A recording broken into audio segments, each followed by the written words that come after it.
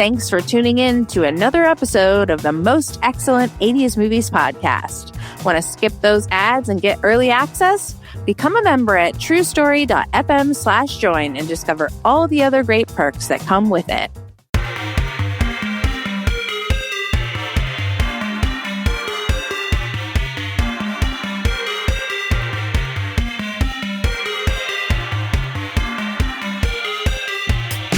Hello and welcome to the Most Excellent 80s Movies Podcast. It's the podcast where a filmmaker and a comedian run their way through the 80s movies we think we love or might have missed.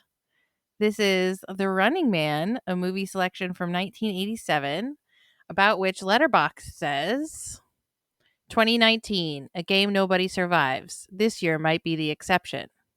By 2017, the global economy has collapsed and American society has become a totalitarian police state, censoring all cultural activity.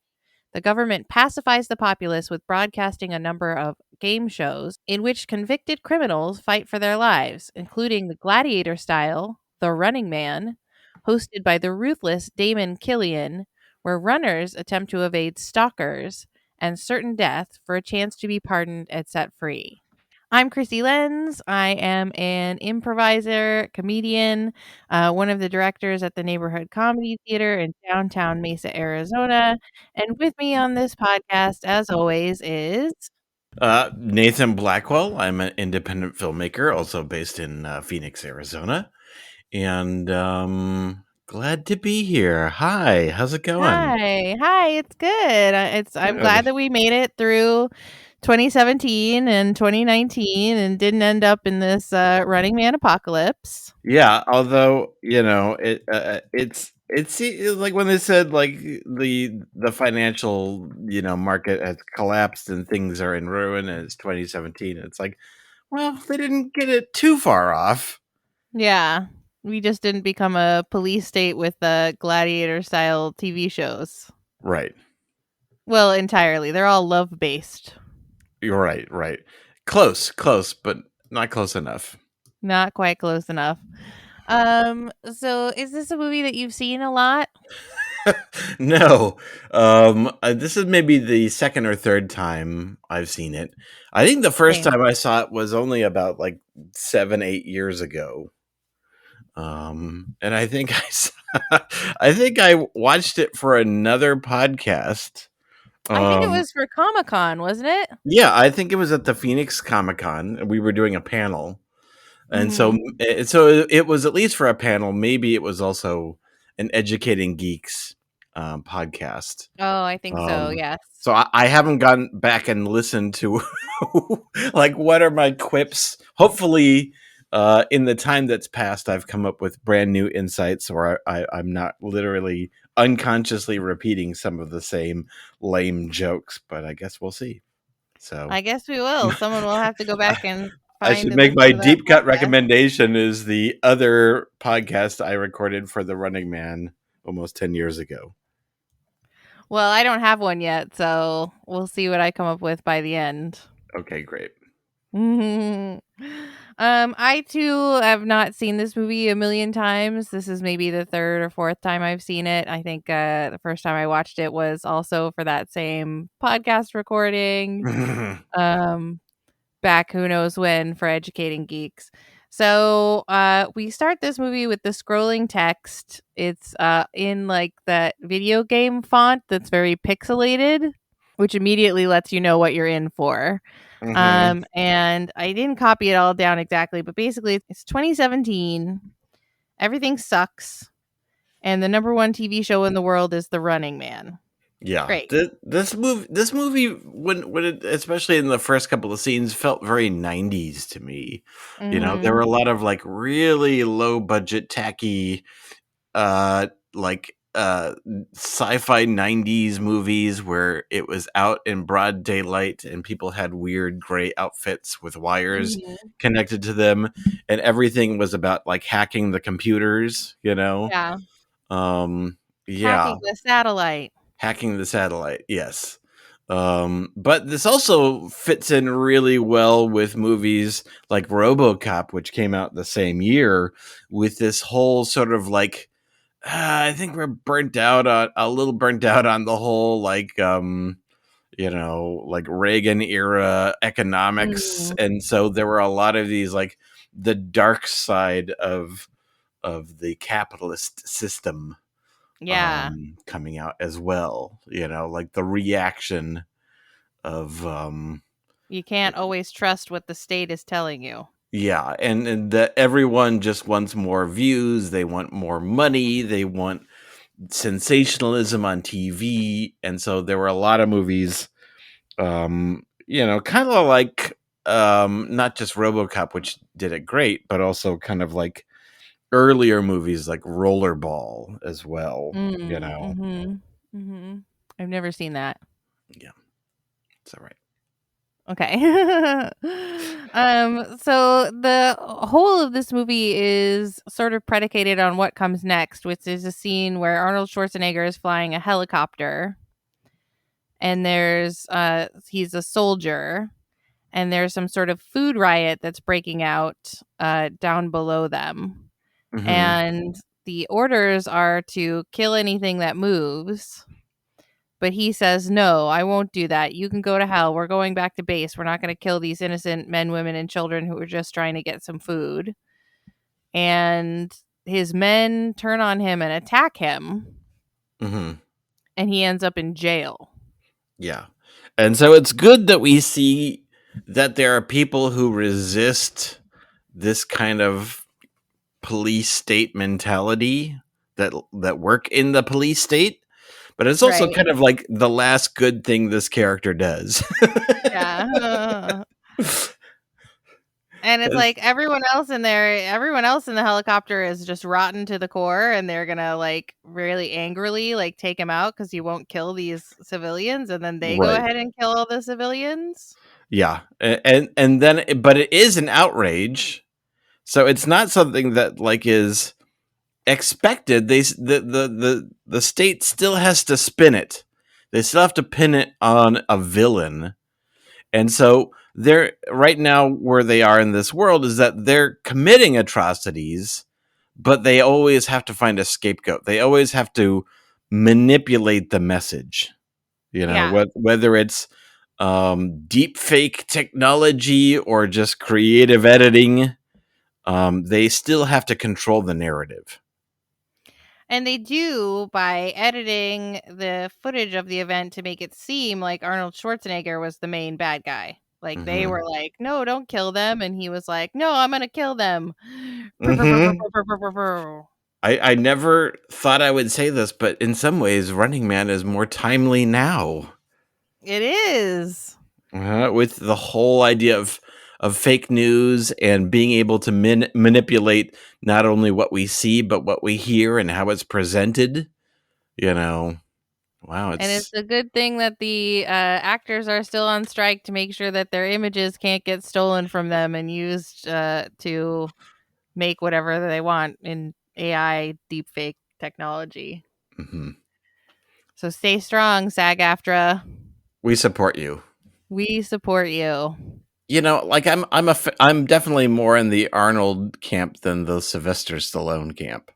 But there's some movies for the longest time where it's kind of bottom of the barrel Schwarzenegger. Yeah.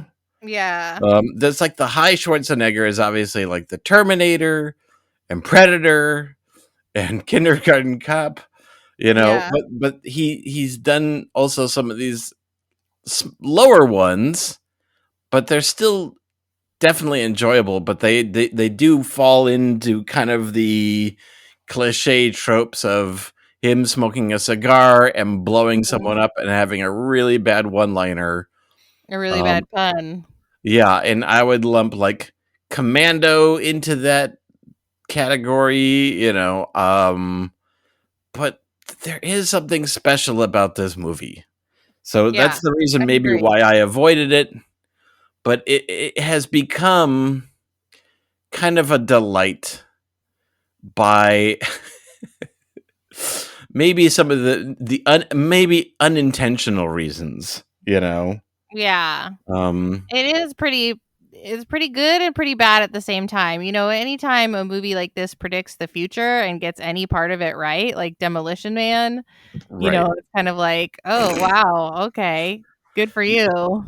Yeah, I would say this is kind of like this is kind of like Running Man and Demolition Man are kind of, I feel like the people enjoy it for the exact same reasons, Yeah. which, the campiness, the silliness, the costumes, and just how it is. It's just going for like a it's just going for a big 3-point free throw, and boy, it doesn't quite make it.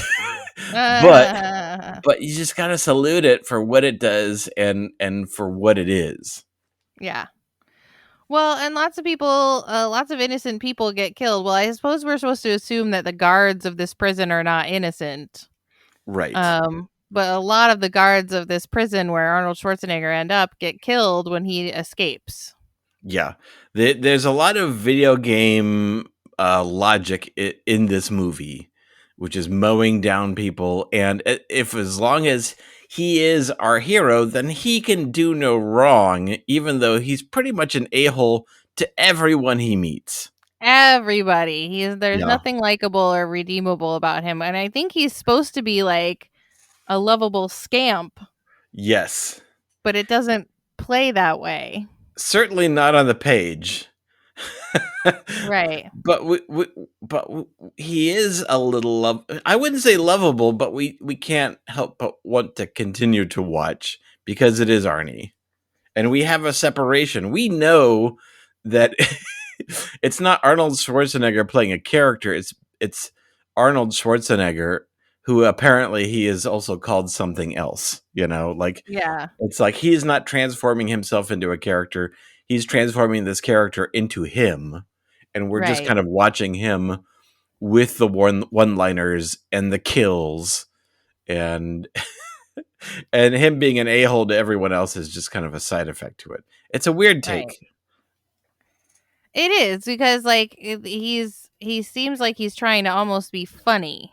Yeah, he is actively mean to his friends. And even to the girl he ends up kidnapping. Yeah, they have a strange love language. Mm-hmm. And their kiss at the end is totally unearned. But you do kind of want them to be pals. Right. Well, her whole story is pretty bananas. So he escapes from a prison camp. Mm-hmm. And he gets his head exploding collar taken off. So that's something we don't have yet is head exploding collars. Right. I feel According like, to yeah, movies, we should have them soon.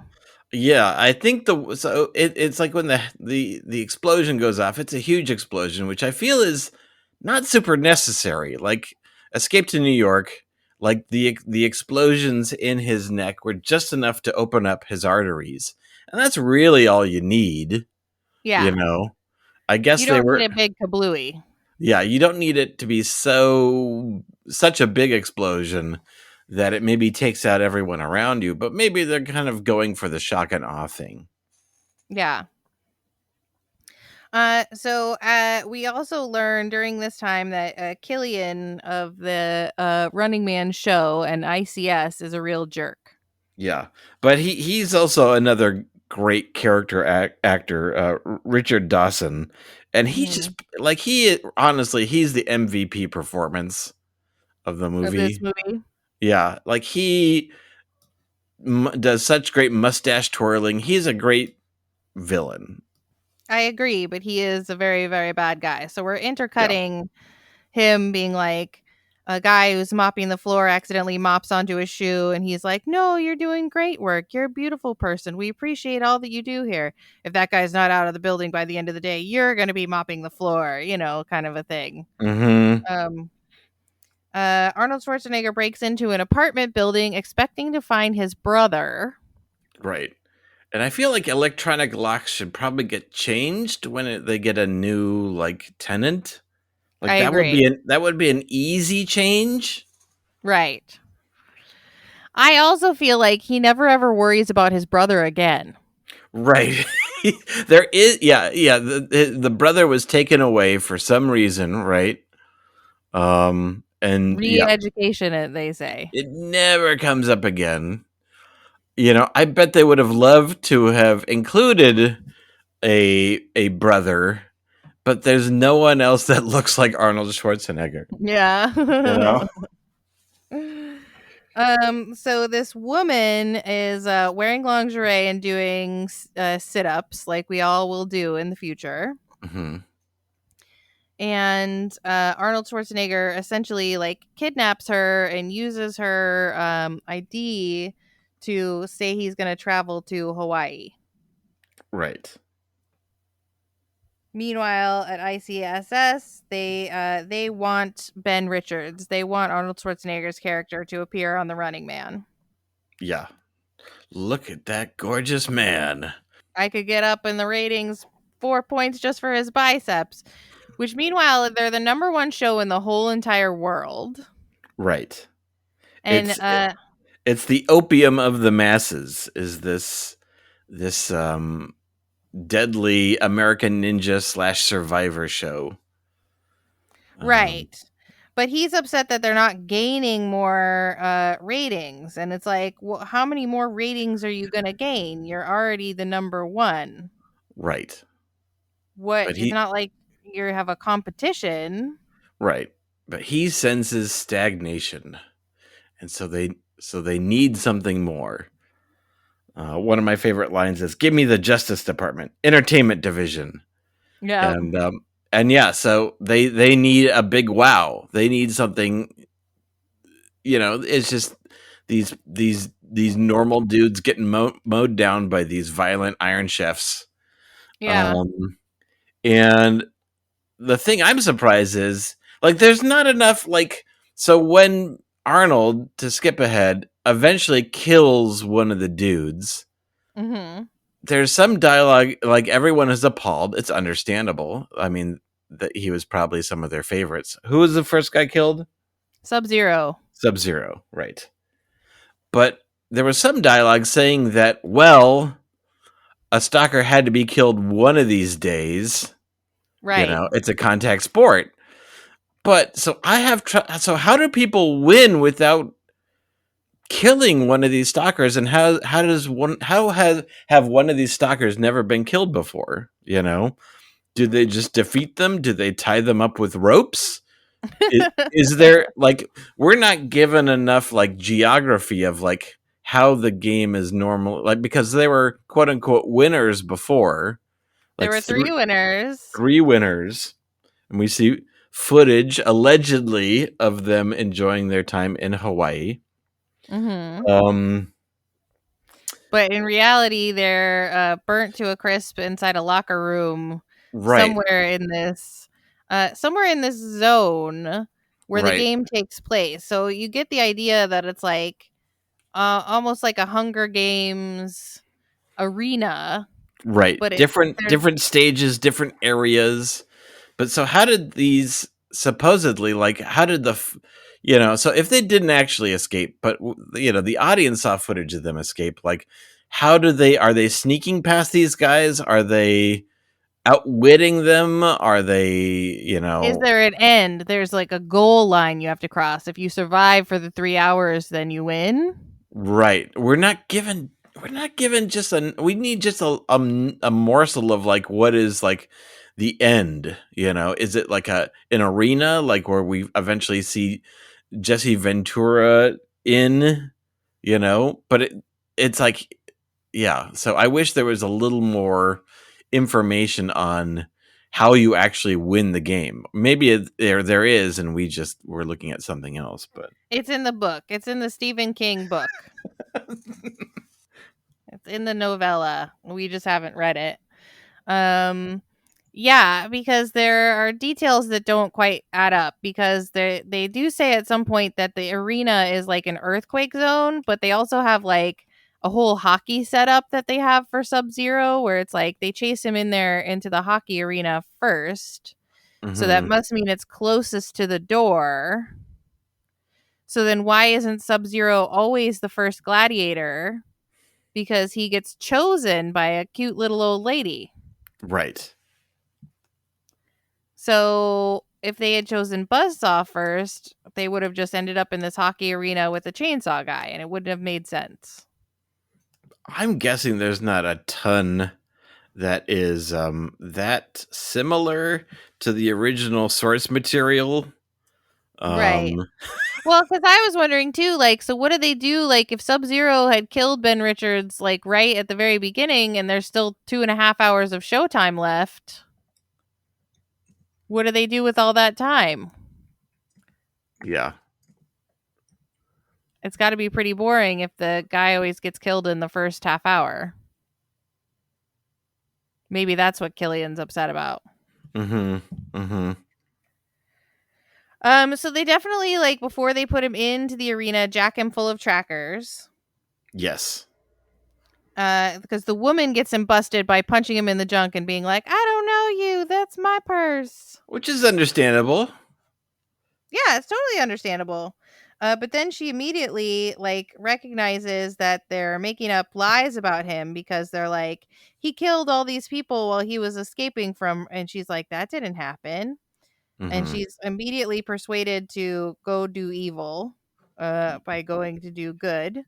She Yeah. breaks into the Yeah, so police station. when she sees the footage of Ben of Arnold having been captured, they've added in that he also massacred people, and she was like, that didn't happen.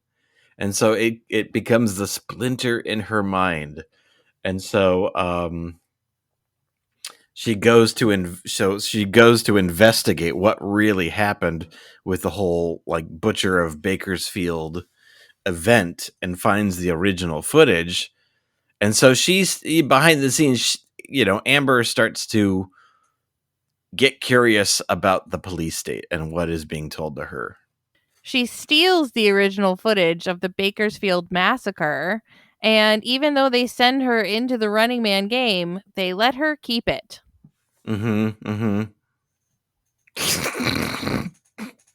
Yeah, how does she... So she ends up giving it to the Resistance, but that's inside the Running Man games. Right.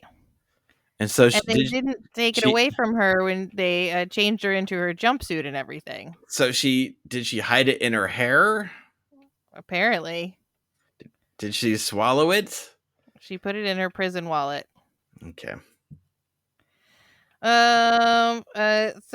But before we even get into the game, we meet the gladiators as they're showing up for the game. But do we get the sense that this show happens every night? That's a good question. That's a lot of shows.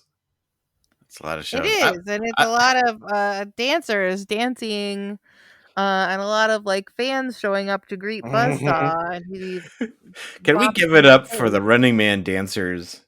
They do so much dancing. There is a lot of not latex, but what spandex outfits in this movie. And it is not super flattering to most of the people in this, but I still appreciate it. But yeah, so the dancers, which I love for many reasons, but specifically for when they're doing like a funeral segment for one of the stalkers that's been killed, and you've got the dancers in funeral attire spinning around the people in, I guess, their funeral dance. Yeah, that's wonderful. Their mourning, the dance of mourning. The dance of mourning, which I salute. I salute too, but the movie also shows us like the entirety of these dances. Like we get to see a lot of footage of the dances. It's not just like dance, dance, dance. Next thing, it's like dance, dance, dance. 7 minutes of a dance.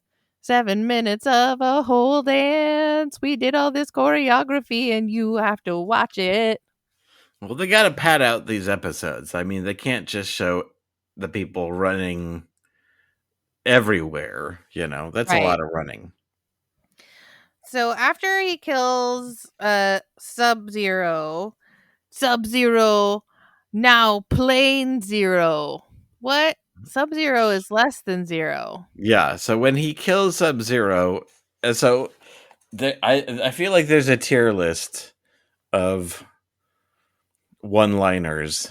And when did Yeah. I guess Arnie's one-liners came pretty early, like Commando. Yeah. Because But he yeah, does say, I'll be back in this movie. yes, which apparently he's done like 11 times. Um in different movies. So dumb. So Yeah. dumb. Yeah. But yeah, I think Sub-Zero more like Plane Zero. That's an upgrade. He's just Yeah. upgraded him. Um because in math, less than zero is less than zero. Yep. So let's do a rewrite. Okay. What's a better Sub-Zero pun? Sub-Zero, more like Snub-Zero. Hmm. Let's see. Sub-Zero. Ooh, dang it. I've Or backed like myself into a corner. more like Sub-Hero because he's not the hero. He's less than a hero because he didn't win. Maybe they did pick the best one. I won't Maybe they lie. did. They I'm, workshopped it. yeah. Yeah, because I'm struggling. Ugh, great. And now it's immortalized in a podcast. Yep. Yeah. So, yeah, I would say of all his different movies, these puns, they're both extremely enjoyable by how wincy they are. Yeah. Yeah. When he's escaping from the prison, he throws someone over the balcony and goes, "Need a lift?" So bad. So did these puns start with James Bond? I don't know. I just thought there's something I always associate with action movies. Mm-hmm. Because the first time I really remember these are from the first couple of James Bond movies from the 60s. And I have never seen those movies. Oh my gosh. That's a different podcast, I guess. Okay. Yeah. Sorry. But yeah, like the Sean Connery, obviously Sean Connery started it as James Bond. Obviously.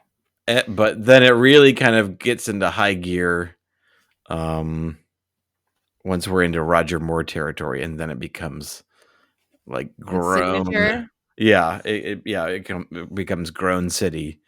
But then, so I imagine at this point it becomes a staple. But yeah, anyways, that's my take.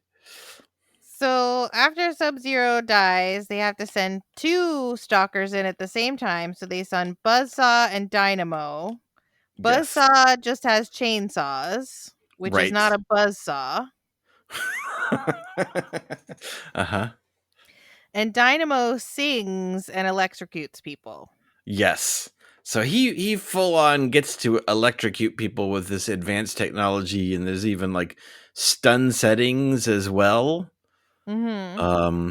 But yeah, Dynamo is both cool and gross at the same time, Yeah. especially when we see him at the end. So they meanwhile the two accomplices that have been sent in with Ben Richards and the girl find the uplink satellites Right. because they're inside the game. Yes. Why wouldn't they be? Why wouldn't they be? And she has the video, because why wouldn't she have? And they're able to use that once and the resistance is already there, right? They're like the The resistance resistance just they're inside the Running Man game. yeah. That's where their headquarters are.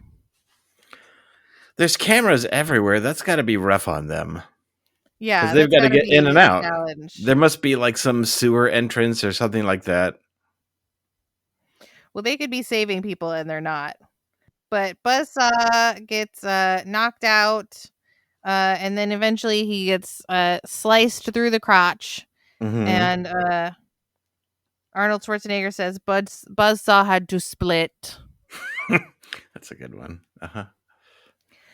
So Killian appears in the game and offers him a 3-year contract to become a stalker, to stop running Yeah. and become a stalker for a 3-year contract. Because this is an all-time this is like a huge event. Like, not only has apparently no stalker been killed, or maybe they have and they've just spun it, but Mhm. it is right on there on the air, and at this point he's basically defeated Dynamo but then killed 2 other stalkers. Yep. Yeah, and it's becoming a Well, travesty at this point. yeah, because he doesn't kill Dynamo. He's like, I'm not going to kill an unarmed man. Yeah. I let you go. I stand for something. Also behind Killian in that scene is a sign for one of their other popular shows, The Hate Boat. That's pretty good. What, Climbing for Dollars is another one. Climbing for dollars, yep, where you Mm-hmm. just climb a rope while dogs try and bite you from below. Mm-hmm. Yep. These are all really great pitches. Yeah, great parodies. Mhm. So they send in Firebolt, who has a jetpack, Yeah, played by the great Jim Brown. who's a football man. Yes, and an actor. He catches up to them. Everybody catches up to everybody really easily. And she finds the winners who have been all burned up. Mm-hmm. Yeah, of all the stalkers, the only ones I felt like had any like gravitas was Jim Brown, and As then Firebolt. as Firebolt, as just like he just is lethal. Like, he is all business. So he was the scariest, and then Jesse Ventura is great because he's kind of become, a He's an TV. announcer. Yeah, he's become a TV personality, and they kind of make him a little, I wouldn't say feminine, but he's put in kind of like blue and pink colors, and he's given kind of like, this this his hair is very kind of announcer friendly, yoga Mhm, instructor, all mhm. right, let's go get more push-ups, like Yeah. he's an interesting character. The other people kind of denigrate him because of this. And he's got a fitness show that the woman was watching in her apartment. Right. Get fit with Captain Freedom. Yeah. I liked him as that character. So they're like, we're I did bringing him out of too. He's retirement. actually playing a character. Yeah. And he's interesting, and he's kind of played like he's got a chip on his shoulder and he needs something to prove.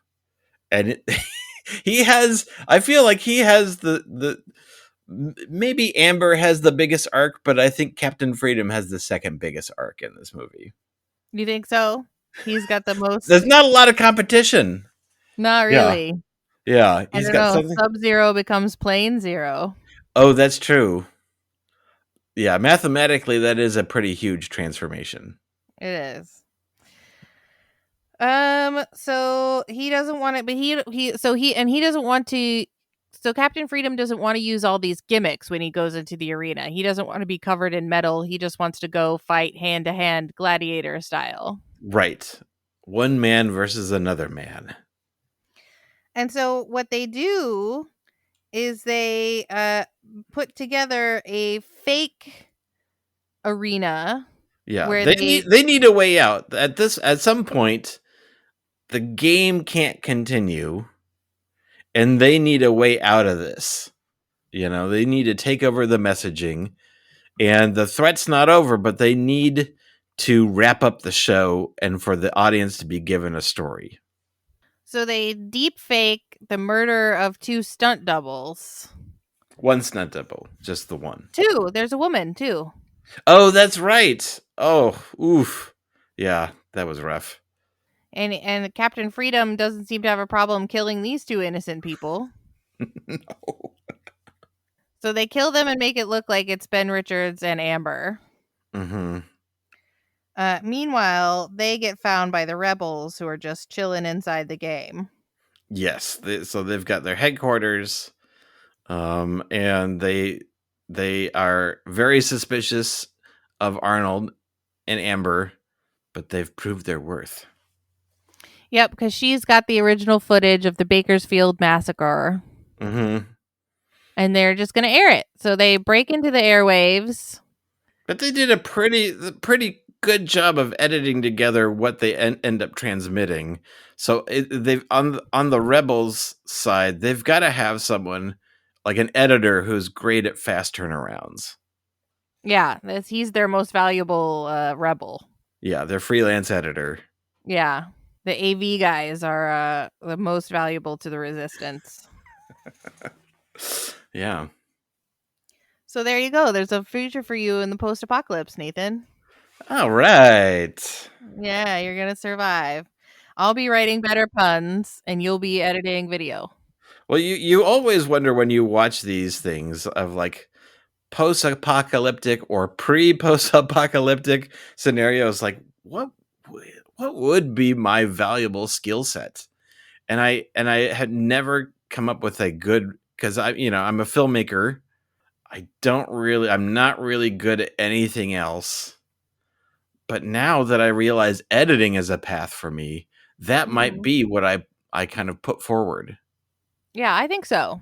But yeah, it's got to be one of these dystopian worlds. It can't be the apocalypse, because at that point, who cares? There's no technology. There's no power. Yeah, it has to be a police state where they're So it's got to be kind of a quasi John Carpenter police state sci-fi, state. Okay, good to know. Well, at least you know what to hope for. Yeah.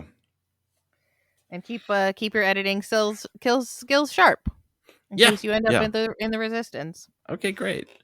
So it does seem like we're being very critical of this movie and really kind of being negative on it, but there's a lot of enjoyment also. I feel like all these negatives are actually like enjoyment points. No, I agree. It's a fun watch. It's a silly movie. Yeah, it doesn't hold up under any kind of scrutiny logically. No. Like, this would be the worst script in the world to read.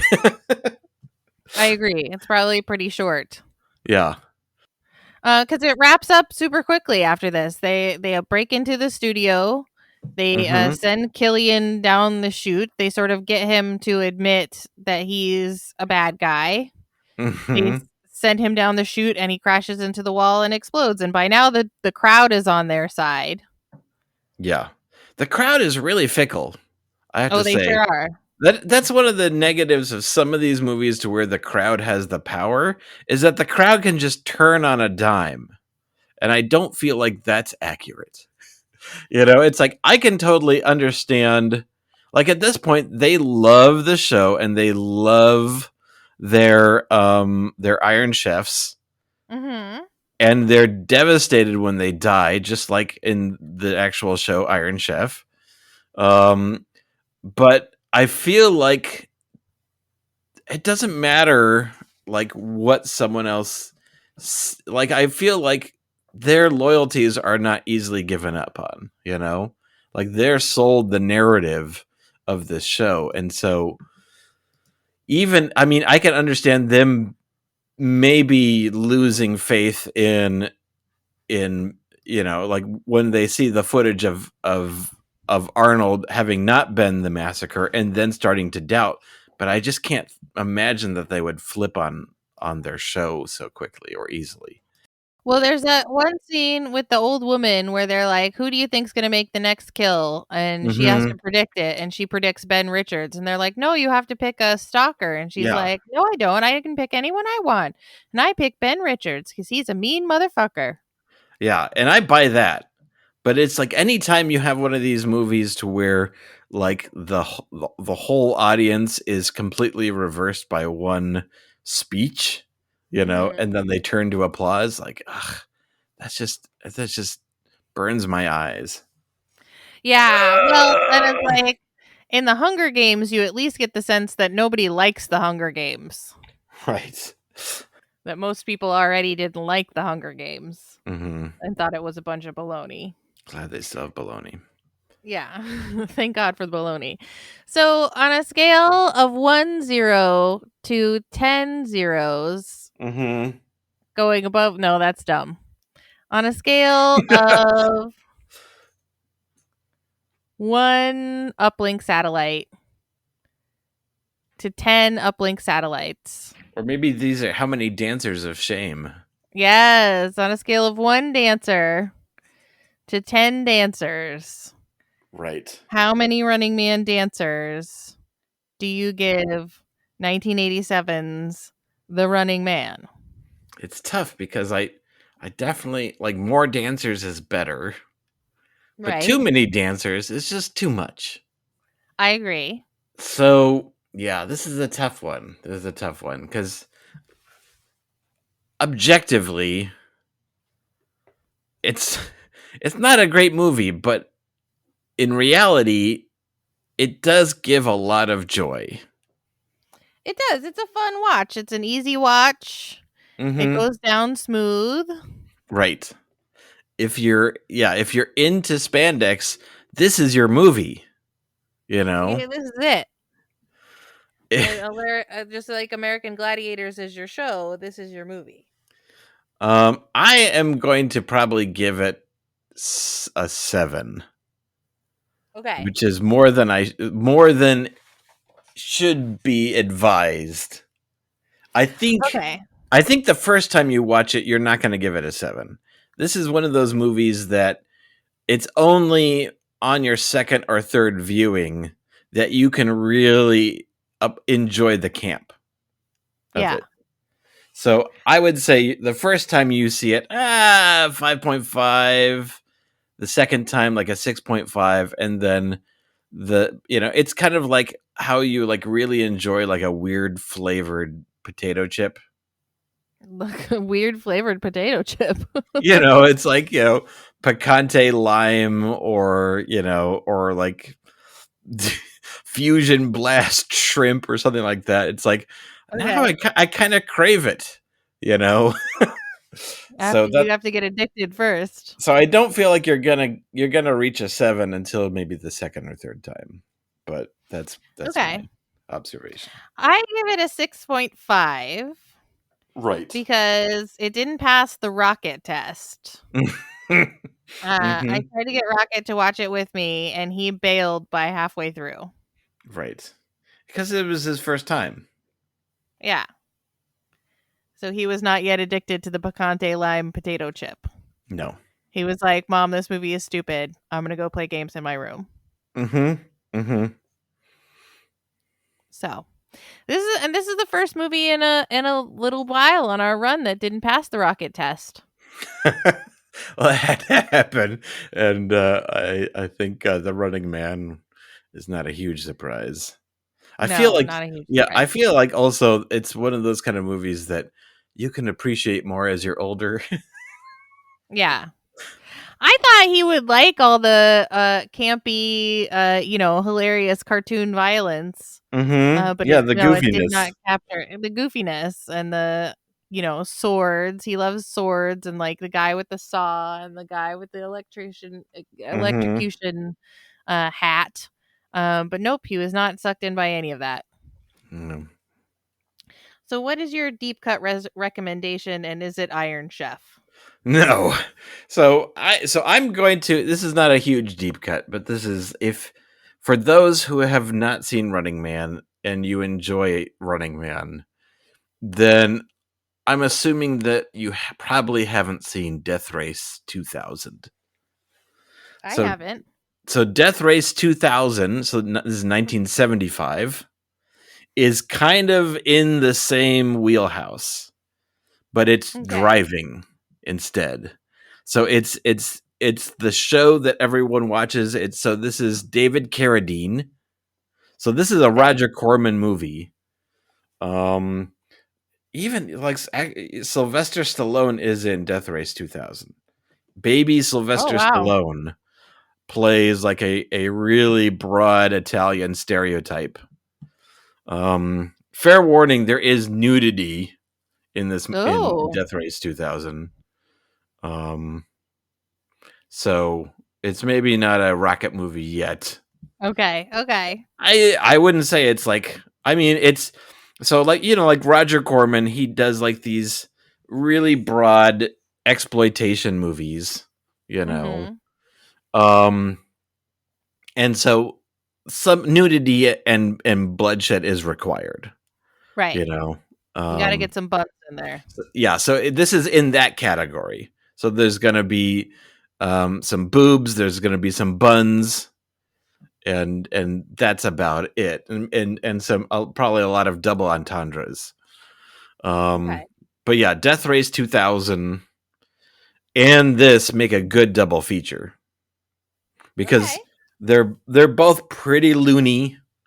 They both deal with the rebels defying the police state, which is kind of giving them a show for, again, that's being like the opium of the masses. They're very much related. So Okay. yeah, and then it's also great to watch like these insane cars that they had to create with a very low budget. And so that's fun. I love it. That's a great. So that goes hand in hand with my deep cut recommendation, which I recently there's not that many good movies coming out right now. Hmm. I don't know if that's because of the strike or if it's too Yeah, they soon had, for this. well, they have pushed some stuff off, but I feel like we haven't quite felt the effect of that yet. Like there was some stuff for the winter season, November, December, that I think is getting pushed off. But yeah, it does get kind of, we're in this weird period where the summer movies, summer has finished, and there's going to be some Halloween movies, but then in November they're doing a lot of the Oscar movies. Okay. So I think this movie would probably fall into the category of like a late summer movie, but The Expendables Mm-hmm. 4 was about to come out, Expend Yeah. 4 Bulls. And I Mm-hmm. was like, I want to go see The Expend 4 Bulls because there's nothing really else out. Mm-hmm.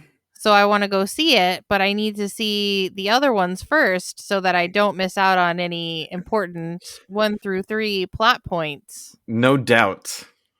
So I watched The Expendables 1, 2, and 3, and I Mm-hmm. went to see The Expend 4 Bulls. Oh my gosh. So that's my deep cut recommendation. is to do is to watch 4 movies. Is to watch 4 movies. They're not good, but they're pretty funny. Mm-hmm. And they just double down on all the tropes and silliness of all the original of like the action movie world.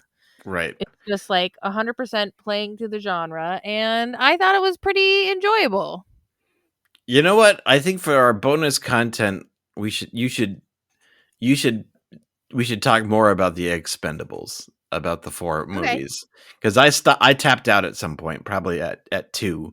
So I want you to explain to me the uh, the enjoyable merits of the remaining Expendable movies. Okay. Can do. Well, thank you for listening. Thank you for sticking around here to the end for us. If you want to learn more about where Nathan and Krissy can be found in the real world, go to truestory.fm and go to our Most Excellent 80s Movies podcast page. You'll find links there to all of our various projects and things to do. You can find us on our social media and all of that. Nathan, where are people going to find the best place to support you in your filmmaking endeavors? Yeah, so I would say squishystudios.com, which has our short films, but also has links to our feature film, The Last Movie Ever Made. Right now, The Last Movie Ever Made, or lastmovieevermade.com, just forwards to Squishy Studios. Eventually, we'll have a page that's just dedicated to it once the movie's been released wide for like, renting and downloading and things like that. But yeah, Squishy Studios is the best source. Excellent. And you can find me at the Neighborhood Comedy Theater in downtown Mesa, Arizona at nctphoenix.com. You can also find my other podcasts on True Story FM. You can find Gank That Drank, a supernatural drinking game podcast, as well as the Cool Time Dice Hour, a real time actual play RPG comedy podcast. So thank you so much for listening. And while you're out there in the world, please keep the most excellent 80s movies motto in mind. Be excellent to each other and Party party on, on, dudes. dudes.